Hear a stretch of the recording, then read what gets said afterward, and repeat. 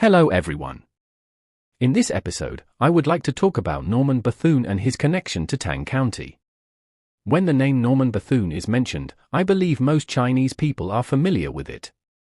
Today, however, I will not focus on his heroic deeds or historical contributions, but rather on how his spirit influenced my own life. I first learned about Norman Bethune in the early 1960s, when I was in elementary school during the Cultural Revolution. At that time, students were required to memorize the 3 old articles. The first was Serve the People, the second In Memory of Norman Bethune, and the third The Foolish Old Man Who Moved Mountains. I still remember the opening paragraph of In Memory of Norman Bethune. Comrade Bethune was a member of the Communist Party of Canada. In his 50s, in order to assist China's war of resistance against Japan, he was sent by the Communist Parties of Canada and the United States and traveled thousands of miles to China. Last spring he arrived in Yangon and later went to Mount Wutai, where he unfortunately died in the line of duty. What kind of spirit does this represent? A foreigner with no selfish motives, who regarded the liberation of the Chinese people as his own mission. This is the spirit of internationalism, the spirit of communism, which every member of the Communist Party of China was called upon to learn. The footnote of the article explains that Norman Bethune, 1890 to 1939, was an internationalist fighter, a member of the Communist Party of Canada, and a thoracic surgeon. In 1936, when Nazi Germany invaded Spain, he went personally to the front lines to assist the Spanish people in their anti-fascist struggle. After the outbreak of China's war of resistance against Japan in 1937, he led a medical team composed of Canadians and Americans to China in early 1938, arriving in Yangon at the end of March. Soon afterward, he went to the Jin-Chang border region, where he worked for more than a year. He contracted an infection while performing emergency surgery on wounded soldiers and died on November 12, 1939, in Tang County, Hebei Province.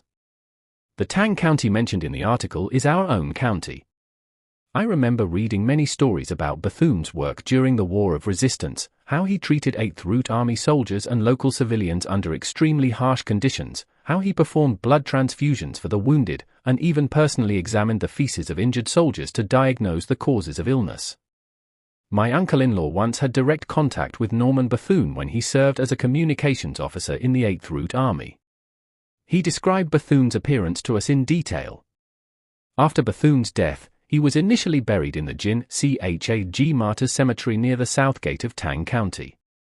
It is said that the inscription on his tombstone was written by my wife's grandfather, also my father-in-law's father. Although his family were landlords, he joined the Communist Party at an early age and was expelled from school because of his revolutionary activities. After the 8th Route Army arrived, he joined the anti-Japanese resistance and was wounded. My father-in-law once told me that while his father was recuperating at home, he himself was assigned to stand guard at the village entrance. One day, while he was distracted and failed to report the arrival of Japanese troops, his father noticed them in time and escaped through the back door, narrowly avoiding capture.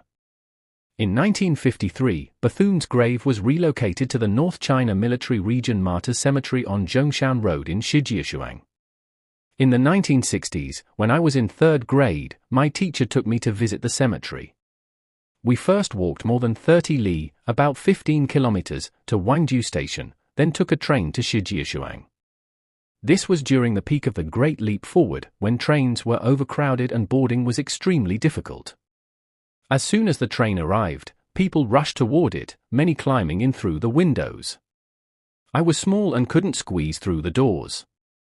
In a panic, I ran back and forth between 2 entrances until a kind stranger helped me aboard. I no longer remember whether it was through a door or a window.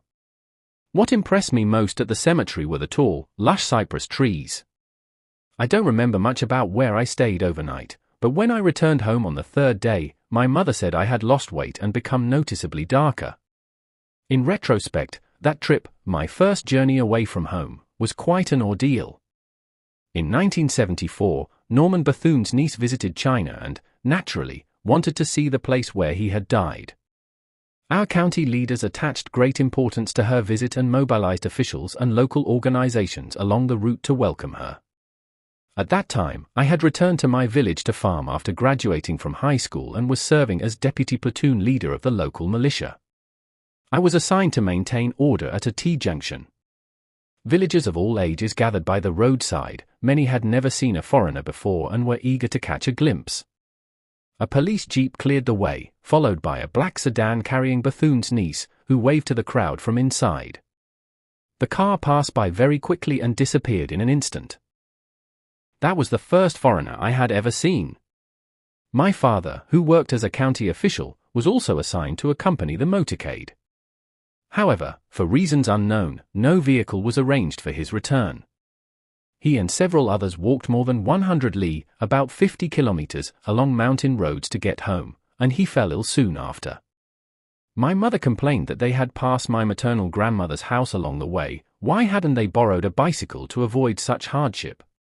My father was a quiet, hard-working, and principled man who never wanted to trouble others, likely shaped by his earlier experiences. As the eldest son in his family, he volunteered to join the 8th Route Army at the beginning of the War of Resistance but was rejected because he was too short. Later, he attended a tuition-free night school while working as a lime digger during the day. After graduating, he became a teacher and later worked for the Baoding Prefectural Committee, Baisha Commune, and the Tang County Committee.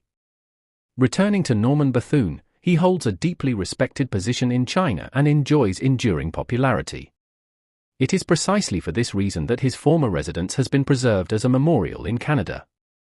In the late 1990s, I also moved to Canada.